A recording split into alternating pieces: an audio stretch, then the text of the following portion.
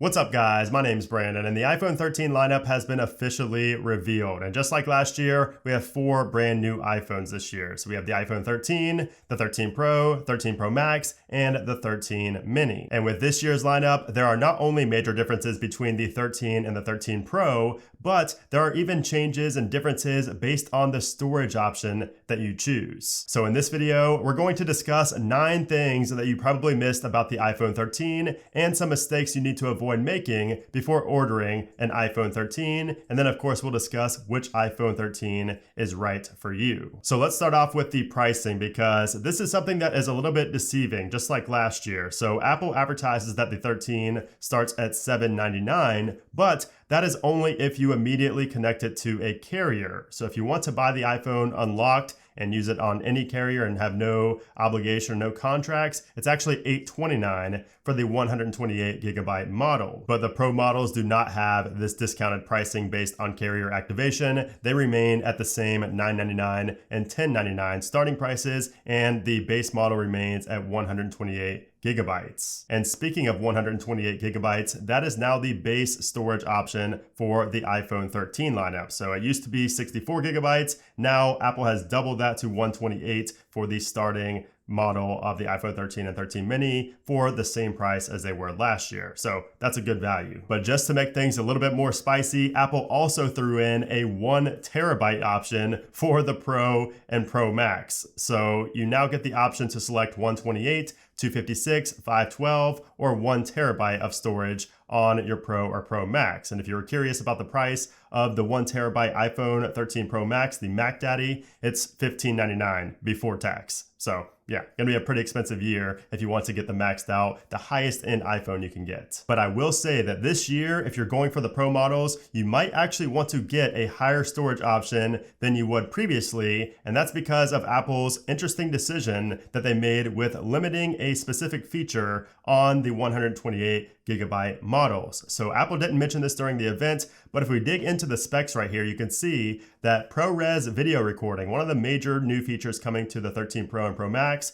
can only be shot in up to 1080p on the 128 gigabyte model, 1080p. But if you get the 256, 512, or 1 terabyte model, you can record that ProRes video in up to 4K 30 FPS. So if you plan on using that ProRes video recording feature, which you probably are if you're going for the Pro, then just go ahead and get 256 or above. So you're gonna have to spend a little bit more than you maybe wanted to, but Apple is limiting that feature to 256 and above this year. Just make sure you have that 2 terabytes of storage in your iCloud, because I'm sure that this video, this format is going to eat up a lot of storage, which is probably why Apple, required 256 gigabytes or higher. And to ensure that your iPhone will not die while recording one of those videos, Apple decided to increase the battery size, the physical battery size, across the board for all iPhone 13 models. Now, obviously last year, the iPhone 12 mini just had horrendous battery life. It had the smallest battery and it just kind of flopped because the battery life was so bad. So Apple listened and they threw in a bigger battery, not just on the 13 mini, but again, across the board. So now with the iPhone 13 mini, you'll be able to get an hour and a half of extra battery life over last year's model. And it's the same deal with the iPhone 13 Pro. You're going to get an additional hour and a half of battery life over the 12 Pro. Meanwhile, the iPhone 13 and the iPhone 13 Pro Max both get an additional 2.5 hours of battery life over the previous generation. So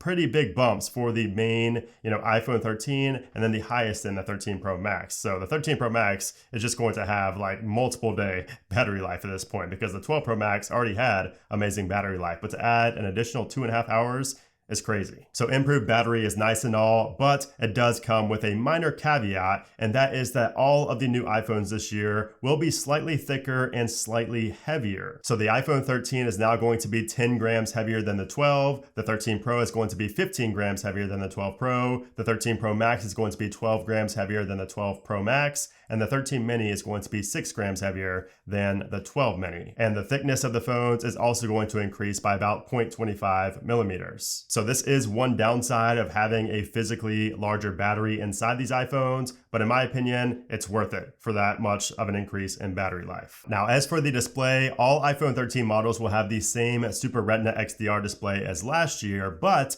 The big addition this year is going to be the 120 hertz ProMotion display that's being added to the Pro and the Pro Max. And unlike a normal 120 hertz display, the iPhone 13 Pro does not just stick to 120 hertz when the option is selected. Instead, it has an adaptive refresh rate. So the screen refreshes at a rate from 10 to 120 times per second based on what you're doing on your phone in order to either deliver amazing graphics performance when you're gaming or something like that, or to save battery life when you're maybe scrolling slowly through a news article. So it's going to be adaptive and just change based on what you're doing on your phone, which is awesome. And this is going to be a massive feature. And this is going to be one of those features that a ton of people upgrade or transfer over from an Android to iPhone for. And I know that because a lot of people were talking about it in my live stream when it was first announced. So I have a good feeling that a lot of people are going to be switching over to iPhone this year, mainly for that 120 hertz display. Now, looking further into these displays, you can see that the 13 has the same brightness as the Pros from last year. And the 13 Pros now have 1000 nits of max brightness compared to 800 last year on the 12 Pros. And we also have the same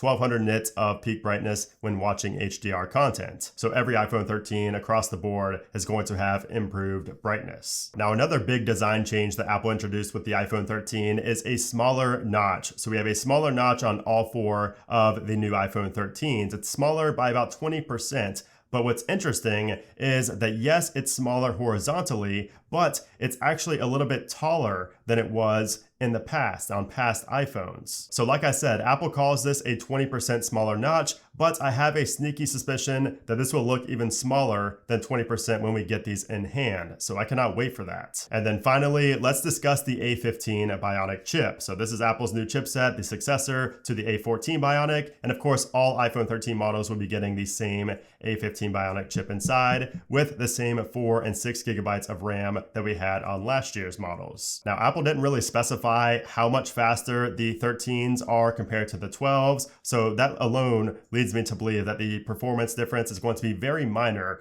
year to year. So from last year's to this year. So I would not expect a big jump. However, with the Pro models, we do have a 5-core GPU versus a 4-core that we had on last year's Pros and also what we have on the 13. So the 13 has a 4-core GPU while the 13 Pros have a 5-core GPU. So that could improve graphics performance and gaming, but it's probably not going to be anything major. So stay tuned for my speed test videos because of course I will be doing those speed tests here on the channel once I get all of those iPhone 13s in the studio. All right, so now for the big question, which iPhone should you buy? And let me start off by saying that if you have an iPhone 12 or a 12 Pro, then I would not upgrade this year. I mean, there's really nothing too compelling to warrant an upgrade in my opinion. Unless you just are in love with the thought of a ProMotion display, I would say just wait for like the iPhone 14 or maybe the 15. Now, if you have an iPhone 11 or older, I would say you should strongly consider upgrading to an iPhone 13 or 13 Pro because you're going to have a significantly better camera on both the front and the back. You're going to have a significantly better battery life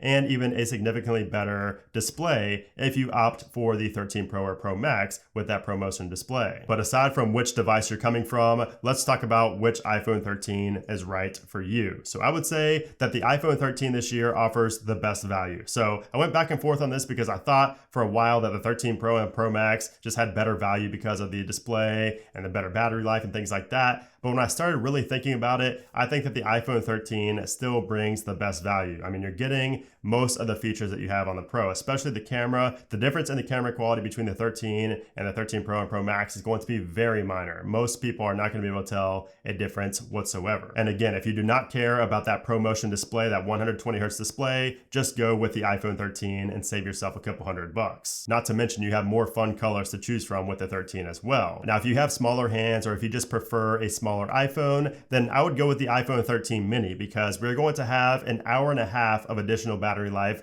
over the iPhone 12 mini, which was a great device, but the battery life was a big pitfall and really one of the main reasons that people did not like the 12 mini. So I think that the 13 mini, now that it has that better battery life, is going to be a great device and one that I can really recommend. And the only reason I don't have that as the best value and the one I think everybody should get is because it might just be too small for a lot of people. So if you have not held a mini phone, the 12 mini, then I would go into the Apple Store and hold it and just see if it's right for you before you go ahead and pre-order or order the iPhone 13 mini. Now, as for the iPhone 13 Pro, this is going to cost you an additional $200 at least over the iPhone 13, which is a decent amount of money. So for the extra $200, you are going to be getting better battery life, a better camera, with that additional ultra wide lens, that 120 Hertz variable refresh rate, a brighter display, and a 5-core GPU for slightly better graphics performance. And then for the Pro Max, that's going to be $300 more than the iPhone 13. And really, there's no big difference between the Pro and Pro Max this year. So really the only reason I think you should get the Pro Max over maybe the Pro or the regular 13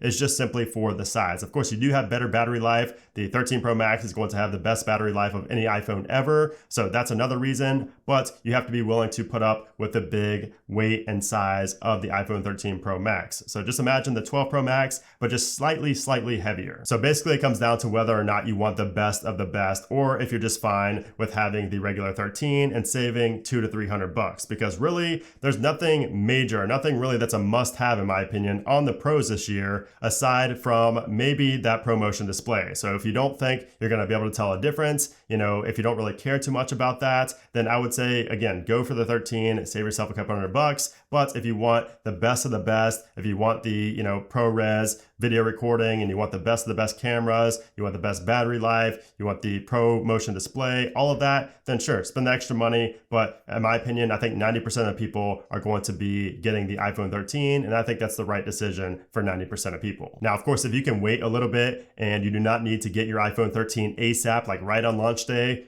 just wait for me to get mine in studio. I mean, I'm going to be doing a ton of videos and comparisons on the iPhone 13 series, and my opinions could change. So maybe just wait for those videos to come out before making your decision if you do not need to get the iPhone ASAP. But anyways, guys, there you have it. That is my opinion on which iPhone 13 you should buy. So let me know what you guys think down in the comments below. And also down there, let me know which iPhone 13 model you are going to be ordering. So if you guys enjoyed this video and if you found it helpful and useful, I would appreciate if you gave this video a thumbs up. And of course, make sure you subscribe because I have a ton of iPhone 13 coverage and content coming very soon. So anyways, guys, thanks again for watching, and I'll see you soon.